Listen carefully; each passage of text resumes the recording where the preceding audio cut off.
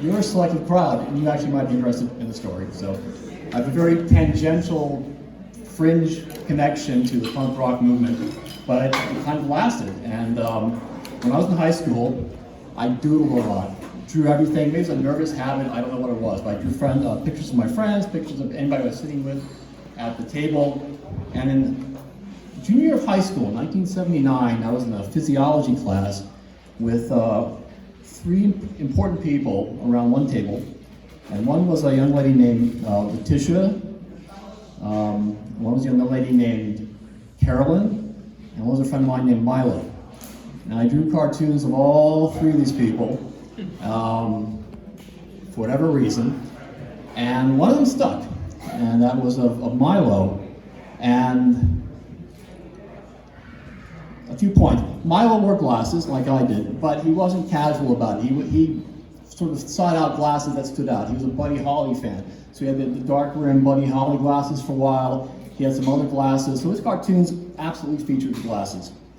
And then Milo was thin. You look at that photo of him around the corner there, and his face is almost concave, almost comes down from the glasses. So yeah, I drew it that way.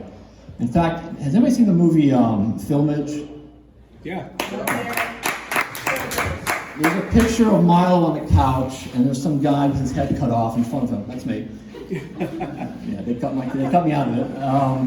But his face is almost a cartoon. It's just concave, coming down from his glasses. And then Milo has a small nose. He's a good-looking guy. And so he gets 2 dots for the nose. And the last part of the picture was Milo went out one day and got a haircut.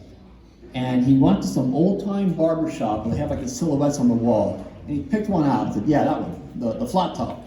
And he comes back to school with a flat top.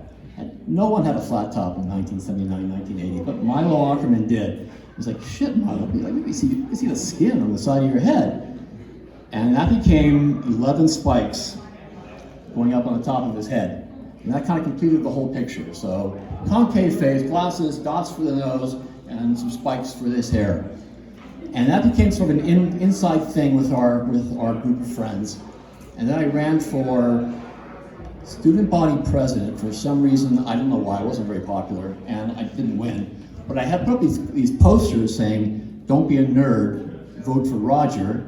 And it was Milo. That was the first publication of Milo was these cartoons. So I lost badly to Huntley Kastner.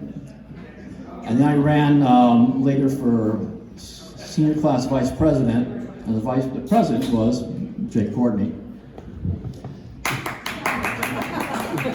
Anyhow, a few years go by, and then Bill Stevenson wants to put out the album featuring Milo, because Milo had joined the band at that time, and said, we got to use that cartoon. Well, this is in the days before, internet. This is 1982. And so he reaches out to someone who kind of knew the situation, and that was Jeff Atkinson, and Jeff drew the picture. It was a great job. And that became the first Milo on an album for the Descendents. And there have been a few more, and if you really want to be trivial, you can look me up on the internet, and my name's on the album credits for a couple of the albums that have the Milo cartoon. But it's been fun over the years to see the cartoon, locally. I once saw it spray painted on a wall in Amsterdam. I was living overseas for some years, and it's this great touchstone to bring us back to this time. I still see Milo and Bill on occasion. Milo played poker with us a couple months ago, and you won. And my brother Trevor right there did well as well. So yeah, it's fun. It's a great little bit of connection to a time long ago. But thought you guys might want to hear that story. So.